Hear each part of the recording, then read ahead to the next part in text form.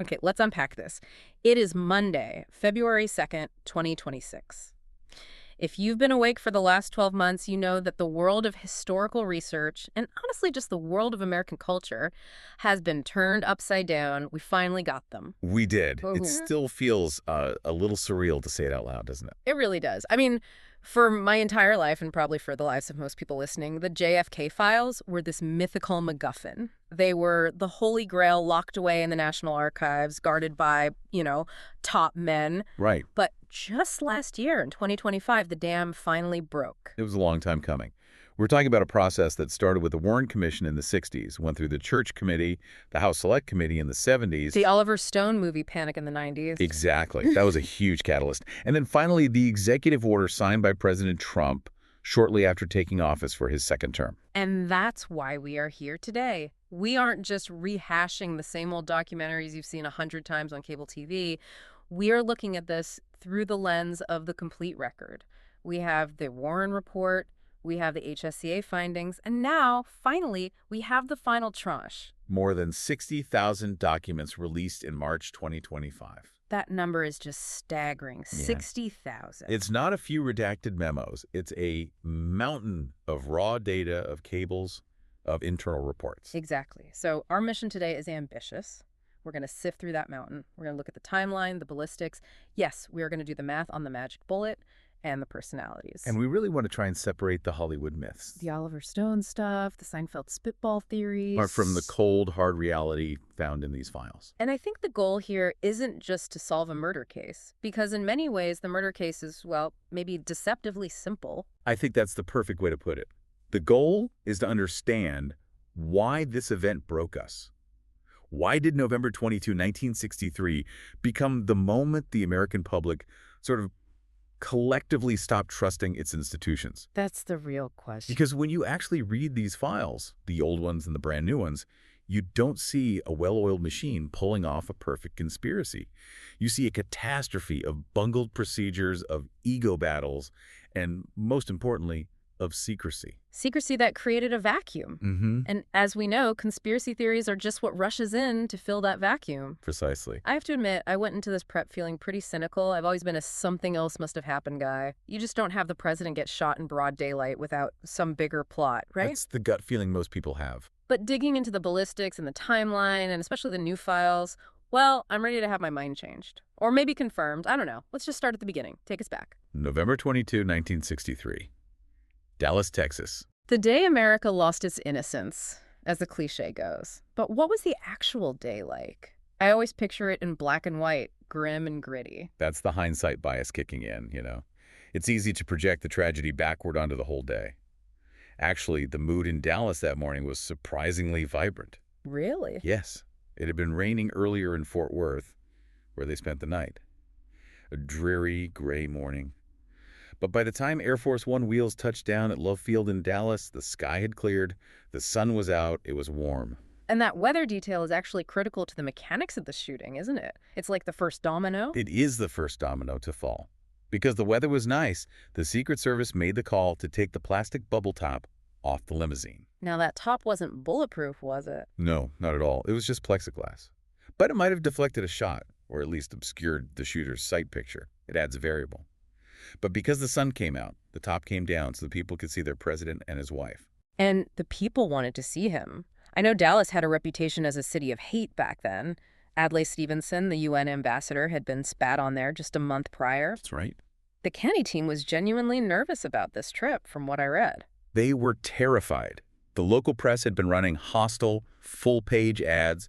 There was a real fear of protests, of something ugly happening. But when the motorcade started rolling from Love Field, the reception was electric. The complete opposite of what they expected. Totally. We're talking about crowds 10, 12 deep on Main Street, cheering, screaming, people hanging out of windows. It was a hero's welcome. Kennedy turned to his aides at one point and remarked on how great the reception was. This was the unofficial launch of his 64 re-election campaign, right? That's exactly how he viewed it. And it was going better than anyone dared to hope. It was a triumph. So they are driving through this canyon of applause. Everyone is happy. The car turns off Main Street onto Houston Street, and then it makes that fateful, sharp left turn onto Elm Street. That turn is so important. It's a very sharp 120-degree turn. The limousine, which is a 1961 Lincoln Continental, a beast of a car, had to slow down to a crawl, How slow are we talking? about 11 miles per hour. Just a slow, gliding pace. And that slowing down is what made the target acquisition so much easier for anyone watching from above. The target became predictable. And this brings us into Dealey Plaza. For listeners who haven't been there, paint the picture. Because it's not some vast open area. No, it's actually quite intimate. It feels smaller in person than you'd think. It's like a concrete bowl. On one side, you have the Texas School Book Depository, a 7-story brick building looming over the intersection. The sniper's It's a nest. sniper's nest. On the right, you have a grassy slope, the famous grassy knoll, topped by picket fence and little concrete pergola. And straight ahead, the road dives down under the triple underpass. It's a contained space. The car is moving down Elm. Let's set the scene inside. You have the driver, Bill Greer, and another Secret Service agent, Roy Kellerman, in the front. Correct. Then in the middle jump seats, you have Governor John Connally and his wife Nellie. And in the back, of course, JFK and Jackie. And just seconds before the history of the world changes, Nellie Connally turns to the president. She's beaming. She is. She's so happy with the reception.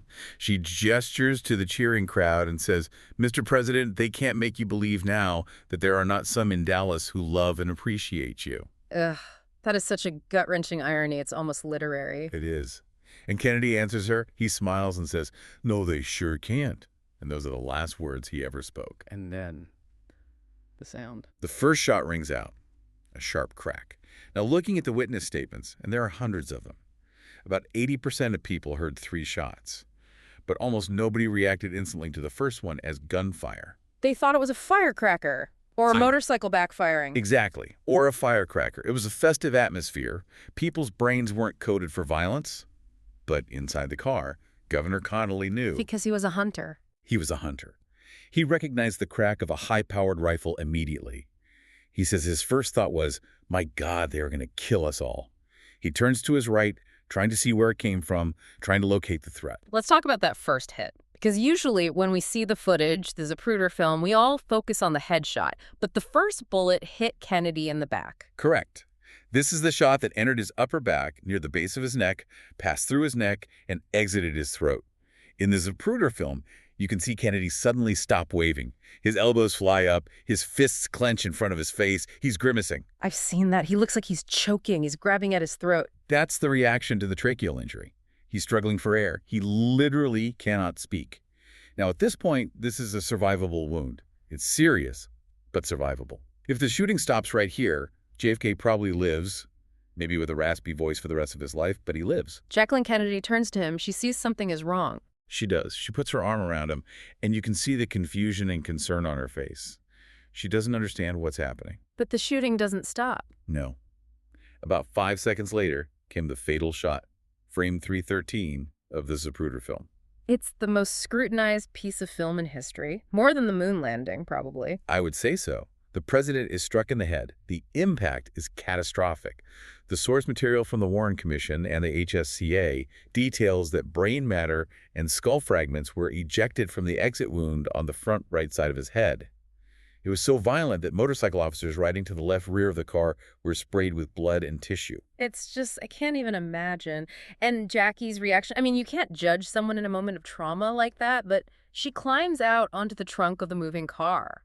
For years, people thought she was trying to escape. That's the common misconception, and it's a tragic one. But the Secret Service agent, Clint Hill, the man who ran from the follow-up car and jumped onto the back of the moving limo, he testified very clearly. She wasn't fleeing. She was trying to get something. She was reaching for a piece of the president's skull that had been blown onto the trunk. She was trying to put him back together. Oh my God, that is just, it's beyond heartbreaking. I have his brains in my hand. That's what she said later at the hospital, right? It is a moment of pure primal horror. Clint Hill pushes her back into the seat, covers the president's body with his own, and pounds on the trunk, screaming at the driver, "Get us to a hospital!"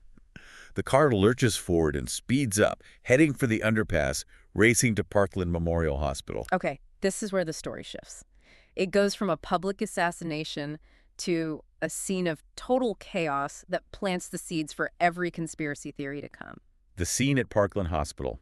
I read the logs in the 2025 release, and it sounds like absolute anarchy. Anarchy is the right word. You have the President of the United States lying dead in Trauma Room 1. You have the Governor of Texas bleeding out in Trauma Room 2. And in the hallway, you have a literal standoff taking place. A physical confrontation. A standoff between who? Between the President's Secret Service detail and the Dallas County Medical Examiner, Dr. Earl Rose. You see, and this is a fact that blows people's minds. In 1963, killing the president was not a federal crime. Wait, seriously, I keep forgetting this detail. It wasn't a federal crime? That's insane. No, it was just a homicide, which meant legally, jurisdiction belonged to the state of Texas and Dallas County. Dr. Rose was doing his job. He stood in front of the gurney and said, in no uncertain terms, there must be an autopsy here in Dallas. The body does not leave this hospital until I say so. And the Secret Service wasn't having it. Not even a little bit. Their job was to protect the president or his body and get him back to Washington. Witnesses describe agents with guns drawn. They physically shoved Dr. Rose against a wall. They essentially hijacked the body. Wow. They forced their way out of the hospital, loaded the bronze casket onto the hearse, and sped to Air Force One, where Lyndon Johnson was waiting to be sworn in. I get the emotion of it. They wanted to get him home. They didn't trust Dallas. They were in shock. But that decision, that was the original sin of the entire investigation, wasn't it? Without a doubt. Because they took the body, the autopsy wasn't done by forensic experts in Dallas who dealt with gunshot wounds every single day. It was done hours later at Bethesda Naval Hospital in Maryland by military pathologists. Who weren't forensic experts. They were hospital pathologists. They studied diseases. They looked at tissue samples under a microscope. They weren't trained to track bullet paths or distinguish entry from exit wounds in a mutilated skull. And that incompetence would haunt this case forever. We will get to the disaster of that autopsy later, but I want to go back to Dealey Plaza for a second.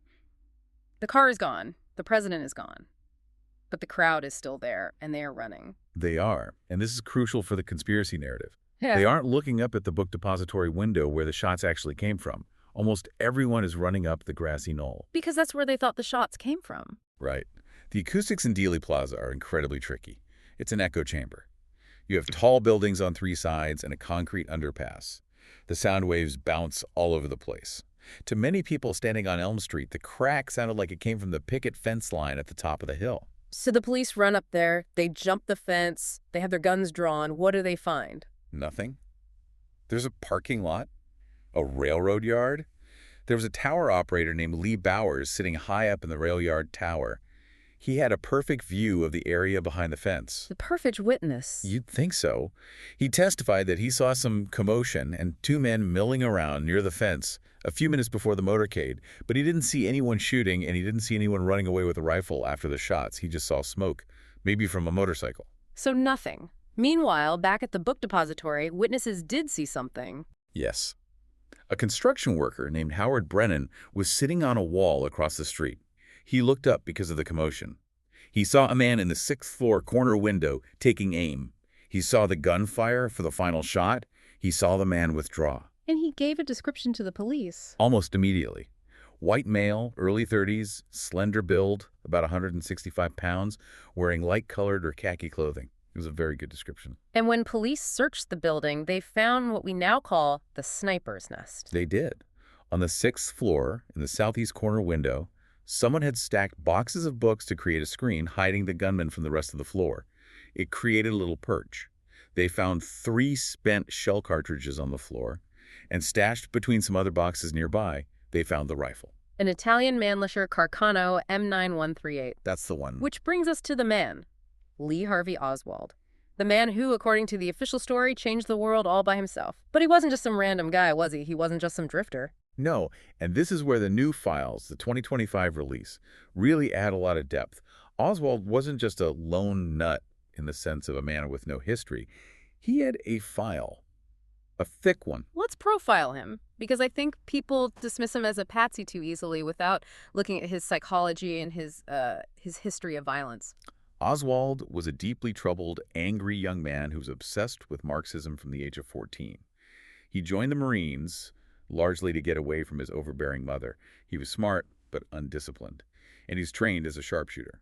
Now, sharpshooter, is that a sniper? What does that term mean in the Marines? It's a specific qualification. There are 3 levels. Marksman, which is the basic level, then sharpshooter, and then expert at the top. He was in the middle. He was a decent shot, certainly capable of hitting a slow-moving target at 80 yards, which was the maximum distance in Dealey Plaza. But the real turning point in his life, the thing that should have put him on every watch list, is 1959. He defects. To the Soviet Union. In the middle of the Cold War. You can't overstate how big a deal that was. It's a massive red flag. He walks into the U.S. Embassy in Moscow, slams his passport down on the desk, and renounces his American citizenship. He tells them he's going to give radar secrets he learned in the Marines to the Russians. Which should have put him on a do-not-fly list for the rest of his life, at the very least. You would think. The Soviets don't quite know what to do with him. They think he might be a spy. They send him to Minsk to work in a radio and television factory. He meets and marries a Russian woman, Marina Prusakova. And he thinks he's found his communist paradise. For about 5 minutes, the reality of Soviet life bores him to tears. It's not the revolutionary paradise he imagined. It's gray, it's bureaucratic, it's dull. So in 1962, he gets disillusioned and decides to come back to the U.S. And the U.S. government just lets him with his wife after he threatened to commit espionage. Not only do they let him back, they loan him the money for the travel. See, that's one of those facts that conspiracy theorists seize on, and you can't blame them. It looks incredibly suspicious. It does. The 2025 files clarify this a bit. There are memos showing the State Department policy at the time was to encourage defectors to return. They saw it as a propaganda win. See, even the communists prefer America. But they clearly, tragically, underestimated the threat he posed.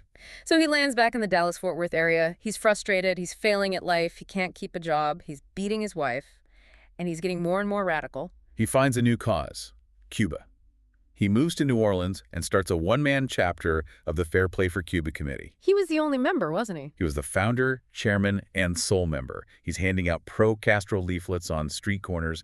He gets into a fight with anti-Castro Cubans, gets arrested. He's desperate for attention. Then he goes to Mexico City in September 1963, just 2 months before the assassination. Right. He visits the Cuban and Soviet embassies, trying to get a visa to go to Cuba or back to Russia.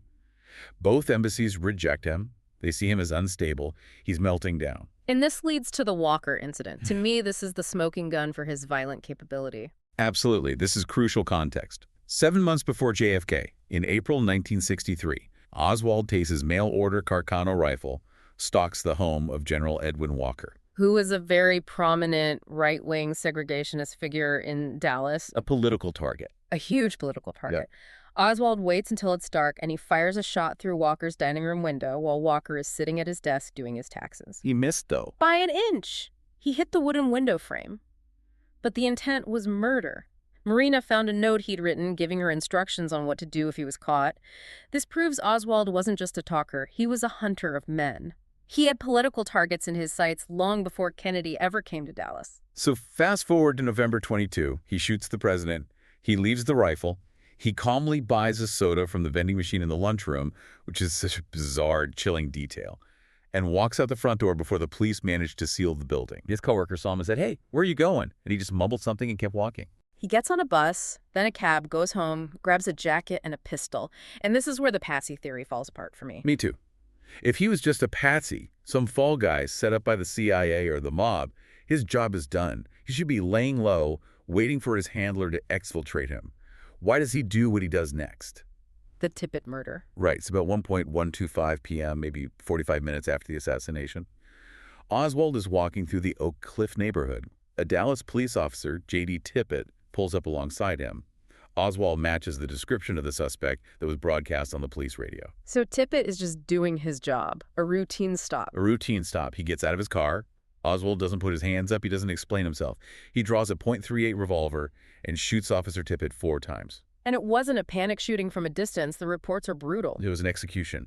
Tippit falls to the ground. Oswald walks around the patrol car, stands over him, and puts a final billet in his temple. That is not the act of a scared patsy. That is the act of a man who has decided he is at war with the world and will not be taken. He then runs, ejecting the shells as he goes, and ducks into a movie theater. The Texas Theater. He sneaks in without paying. The movie playing, ironically, is War is Hell. The shoe store manager next door sees him and calls the police. They surround the place. They do. They turn the house lights up. When they enter the auditorium, Oswald pulls his gun again. He tries to shoot the arresting officer, but the hammer lands on the web of the officer's hand and doesn't fire.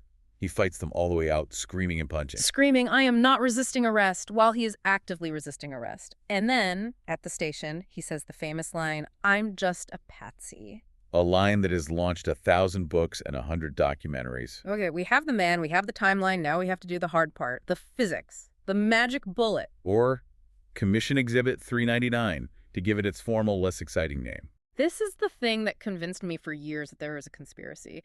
The idea that one bullet could hit JFK in the back, come out his throat, make a right turn, hit Connally in the back, come out his chest, shatter his wrist, and end up in his thigh. It just sounds like Looney Tunes physics. It does if, and this is a very big if, you assume the two men were sitting directly in front of each other, at the same height, facing perfectly forward. Which is how it's always drawn in the diagrams in the conspiracy books. It's always a straight-on view. Exactly. And the early diagrams were wrong. The Warren Commission itself got this wrong at first. But the limousine was custom built. The jump seats, where Governor Connally was sitting, were not directly in front of the rear seat. They were situated about 6 inches inboard, closer to the center of the car, and about 3 inches lower than the president's seat. Okay, so Connally is lower and more to the middle. And he wasn't facing straight ahead. Yeah. At the moment of the shot, he had turned slightly to his right to look at the crowds. So if you account for that offset and the turn... If you line them up as they actually were, and you trace a line from the sniper's nest window down to the car, the trajectory isn't a zigzag. It's a straight line. It's geometry. So it passes through Kennedy's neck. Which is a soft tissue wound. It then enters Connally's back near his right armpit, exits below his right nipple, smashes the radius bone in his wrist, which was resting on his lap, and then embeds itself superficially in his left thigh. 7 wounds, 1 bullet, 1 straight line. It's geometry. And the timing dictates it too, right? The timing is the key. In the Zapruder film, Kennedy reacts and Connally reacts almost immediately after. The time gap is less than a second. The Carcano rifle is a bolt-action rifle. The fastest an expert marksman could cycle the bolt and fire again was 2.3 seconds. So unless there were 2 shooters firing almost simultaneously, 1 bullet had to hit both men. Okay, but what about the bullet itself? It was found on a stretcher at Parkland, and people always say it was pristine. How does a bullet smash a rib and a wrist bone and look brand new? That's another one of the great myths of this case. It wasn't pristine. That's just not true. It was flattened on one side, the base was deformed, it was squashed. But it wasn't fragmented into a dozen pieces. And why wasn't it? Because of the type of ammo. This was a 6.5mm Western Cartridge Company round. It's a fully metal-jacketed military bullet. It is designed to pass through targets, not expand or explode inside them like a hunting round. By the time it hit a heavy bone of Connally's wrist, it had already passed through 2 torsos. It had slowed down immensely, which is why it deformed instead of shattering. But, and I have to play the skeptic here, because this is a big one. There was a massive wrench thrown into this just a couple of years ago. Paul Landis. Ah, yes. The Landis revelation of 2023. A true curveball. Paul Landis was a Secret Service agent on the detail that day. For 60 years, he kept quiet. Then he writes a book claiming he found the bullet. Not on a hospital stretcher. He says he found it on the back seat of the limo, lodged in the upholstery right behind where Kennedy was sitting. This was a bombshell. Landis claims he picked up the bullet, put it in his pocket to secure the evidence. Then later, in the chaos at the hospital, he placed it on Kennedy's stretcher to make sure it stayed with the body. He thinks it might have rolled onto Connally's stretcher by mistake. If he's telling the truth. That kills the single bullet theory, doesn't it? Because if the bullet fell out of Kennedy's back and landed on the seat, it never hit Connally. It absolutely guts it. If the bullet didn't go through to Connally, then Connally had to have been hit by a separate shot, which means a second gunman from somewhere, or a shot sequence that the Zapruder film timing and the Carcano's firing rate simply don't allow for Oswald alone. So do we believe Landis? After 60 years of silence. It's so tough. Memory is a fragile, malleable thing. We are talking about an 88-year-old man recalling seconds of absolute chaos from 6 decades prior. His written reports from 1963 don't mention finding a bullet. He says he was in shock and it just didn't register. It's possible he's misremembering a fragment as the whole bullet, but it's one of those tantalizing loose ends that ensures this debate will never, ever truly die. Okay, let's talk about the other ballistics controversy. The headshot. The mantra. Back and to the left. The Oliver Stone mantra. The 3 most famous words in conspiracy theory culture. It's so intuitive, right? If I punch you in the face, your head goes back. If you get shot from the front, from the grassy knoll, your head should snap back. Kennedy's head snaps violently backward and to the left. Therefore, he was shot from the front. Case closed. It makes perfect sense in a bar fight. It doesn't make sense in wound ballistics. There are two forces at play here that the Rockefeller Commission and later scientific panels identified and proved.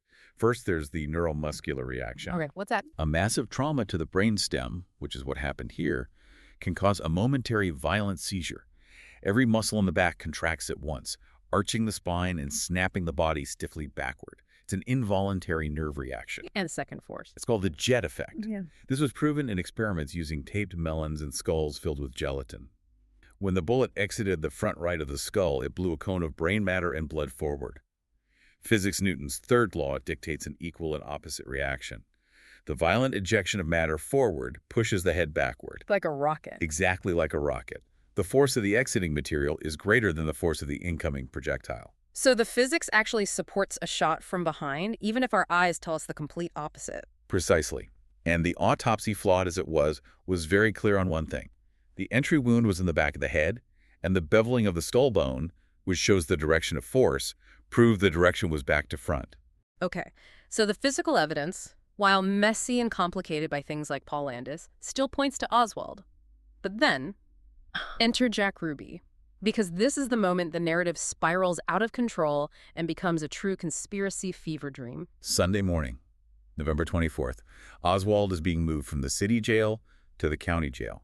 And the Dallas police, in their infinite wisdom, decide to announce the exact time of the transfer to the press. So the basement is just a mob scene of reporters and cameras. It's on live TV. Millions of people are watching. And out of the scrum pops Jack Ruby, a local nightclub owner, a guy with known low-level mob ties, a guy who ran strippers and hustled cops, not exactly a model citizen. He just steps out, pushes a pistol into Oswald's stomach, and fires one shot. Oswald crumples to the ground live on national television. America's first live televised murder. Why?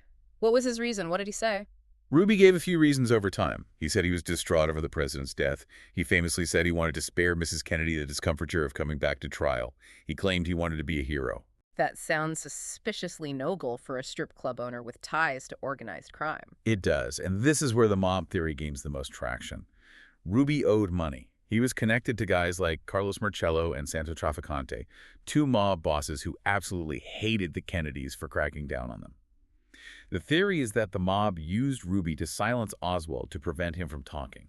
Because if Oswald lives, he goes to trial. We hear his defense, we see the evidence tested in court. With Oswald dead, the book is closed. Exactly. Ruby's act denied history its trial. It left a permanent question mark. And Ruby himself didn't last long. He was convicted, but his conviction was overturned. While awaiting a retrial, he was diagnosed with cancer and died in prison in 1967. So within 4 years, the president, his alleged assassin, and his assassin's assassin are all dead. It's too neat. It wraps up too perfectly, which paradoxically makes it feel incredibly messy and suspicious. It's the perfect fuel for a conspiracy fire. So the government steps in to try and put out the fire, to tell us what happened, the investigations, and this is just a comedy of errors. A tragedy of errors, really. First, you have the Warren Commission in 1964. They were under immense pressure from the new president, LBJ, to close the case, to find a simple answer, and most of all, to assure the public that there was no foreign conspiracy that could lead to World War III with the Soviets. So they came to a quick conclusion. A very quick conclusion. Oswald acted alone. Ruby acted alone. Case closed. But they were flying blind, weren't they? The files show they weren't getting the full story. They were being actively lied to, or at least misled by omission. The CIA and the FBI withheld massive amounts of information. The CIA, for instance, never told the Warren Commission about their own plots to assassinate Fidel Castro, often using the mafia to do it. Which is kind of relevant. It's incredibly relevant. If you are investigating why a pro-Castro Marxist might kill the president, it probably helps to know that the president's government was actively trying to kill Castro. So who exposed that? The Church Committee in the mid-70s. They were investigating CIA abuses, and they uncovered all of this, the so-called family jewels. It proved the CIA was in the assassination business. It didn't prove they killed Kennedy, but it proved they were capable of the mindset, which validated public suspicion. Then you had the one and only trial ever brought, the Jim Garrison case in New Orleans. The basis for the Oliver Stone movie. Garrison, the DA, argued a sprawling conspiracy involving a New Orleans businessman named Clay Shaw and elements of the CIA. And the outcome? The jury acquitted Shaw in less than an hour. They didn't buy it. But the story The narrative was powerful. Which leads to the HSCA in the late 70s, and they actually concluded it was a conspiracy. This is the one people always forget. In 1979, the House Select Committee on Assassinations said there was a high probability of 2 gunmen. And that was a huge deal. What was it based on? Acoustics again. They found a dictabelt recording from a police motorcycle that had an open mic in Dealey Plaza. A team of acoustic experts listened to it and said they heard the echoes of 4 shots, 3 from the book depository and 1 from the grassy knoll. So, case closed, conspiracy confirmed by Congress. For a while, yes. But science advanced. Years later, the National Academy of Sciences took that same tape and analyzed it with much more sophisticated technology. They found that the shots were actually static spikes, and more importantly, they could hear crosstalk from the police dispatcher that occurred minutes after the assassination had already happened. So the tech wasn't even from the right time. The recording wasn't even made at the time of the shots. The acoustic evidence was completely debunked. But the headline, "Conspiracy Likely," had already been printed in every newspaper in America. The retraction never gets the same attention. And we can't talk about the investigations without coming back to the autopsy. You called it a disaster earlier. Give us the gory details. Why was it so bad? Well, Dr. Michael Baden, who is the chief forensic pathologist for the HSCA, said it was a masterclass in incompetence.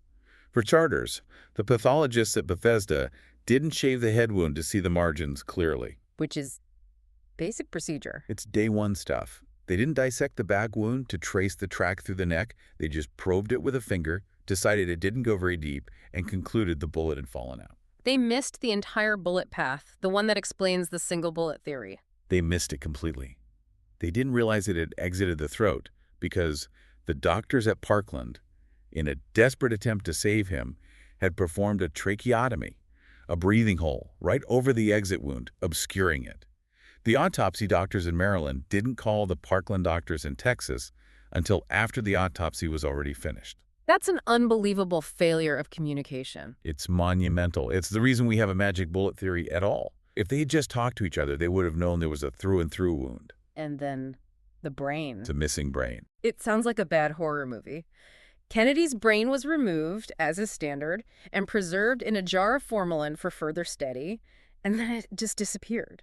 It was kept in a secure locker in the National Archives for a few years. Then, around 1966, an inventory was done, and it was gone. The footlocker was empty. The conspiracy theory is obvious. The brain would have shown the bullet came from the front, so the deep state destroyed the evidence. That's the theory. What's the non-conspiracy theory? The more likely one. That Robert Kennedy, the president's brother, and the attorney general had it taken. Why on earth would he do that? To hide the medical history. JFK was not the healthy, vigorous man he appeared to be. We now know he had Addison's disease, an adrenal condition. He had severe chronic back pain from war injuries. He was on a daily cocktail of steroids, painkillers, and even amphetamines just to function. And RFK was fiercely protective of his brother's legacy, the Camelot image. Incredibly protective. He likely wanted to bury the physical evidence of the president's frailty and his dependence on medication. It's a very human, understandable motive, but it created another huge mystery. Which brings us finally to the present day, the files. We waited 60 years.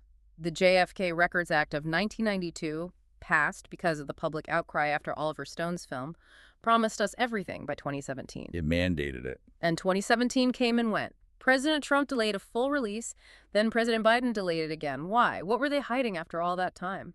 The official excuse was national security and identifiable harm. They claimed that releasing the names of certain sources or methods, even from the 1960s, could endanger current intelligence relationships or assets. Which to a skeptic sounds like a cover. It sounds like a cover for something. Yeah. But in 2025, the dam broke. President Trump, back in office, signed the executive order. March 18, 2025. 60,000 documents dropped online. I spent that entire weekend reading summaries. What stood out to you? Was there a smoking gun? If you mean a memo signed by LBJ or the CIA director saying kill him, then no. There is no smoking gun. There never was going to be one. But there's a hell of a lot of smoke. Give me an example. What kind of texture are we talking about in these new files? The Mexico City files are the most revealing. We now have the unredacted cables from the CIA station chief in Mexico City from October 1963. They detail intense surveillance of Lee Harvey Oswald. They have transcripts of his phone calls to the Soviet embassy. So they were watching him closely. Very closely. But the crucial part is the internal panic after the assassination.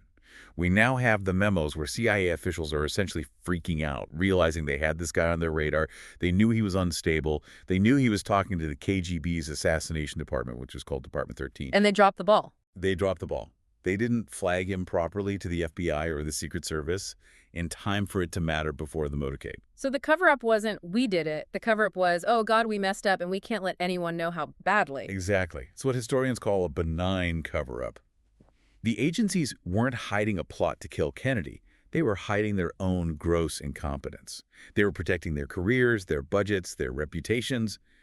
They didn't want the American public to know that the trillion-dollar intelligence apparatus failed to stop a guy who was practically waving a giant red flag in their faces for months. And that actually makes more sense to me than a grand, perfectly executed conspiracy. Bureaucracies don't usually plot perfect murders, but they always cover their asses. That is the universal law of government, yes. Secrecy breeds suspicion, and the fact that they held these documents back until 2025 is, in itself, the fuel that will keep this fire burning. So here we are, 2026. The files are out. The books are written.